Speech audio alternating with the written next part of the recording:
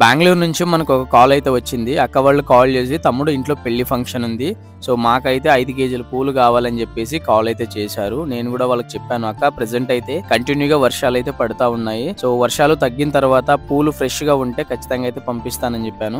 And అక్క వాళ్ళు కూడా ఒక డేట్ అయితే ఇచ్చారు. సో నేను కూడా 2 days బిఫోర్ ఇన్ఫార్మ్ చేయండి, పూలు ఫ్రెష్ గా ఉన్నాయంటే అది కూడా వర్షం రాకపోతే ఖచ్చితంగా పంపిస్తానని చెప్పేశాను. అండ్ వాళ్ళు ఏంటంటే పూలు అయితే పంపించండి, ఎలాగున్నా పర్లేదు మేము అడ్జస్ట్ అవుతామని చెప్తా ఉన్నారు. నేనైతే పాసిబిలిటీ కాదక్క, పూలు ఫ్రెష్ గా ఉంటేనే, అది కూడా వర్షం పడకపోతేనే పంపిస్తాను, లేదంటే ఆర్డర్ క్యాన్సిల్ చేస్తాను, ఏం ప్రాబ్లం లేదని చెప్పేసాను. ఎందుకంటే మనకు పూలు నేను లాస్ట్ టైం అలాగే కొన్ని పూలు అయితే పంపించాను, వాళ్ళు ప్రెజర్ చేయడం వల్ల దాంట్లో కొన్ని పూలు అయితే పాడైపోయాను అనమాట. సో అలాగే పంపించానంటే మీకు కూడా వేస్ట్ అవుతుందని చెప్పేసి సో నేనైతే హోల్డ్ లో పెట్టాను. అండ్ అలాగే వాళ్ళు కూడా అడ్వాన్స్ పేమెంట్ వేస్తాం తమ్ముడు ఏమైనా కావాలని చెప్పేసి అడిగారు.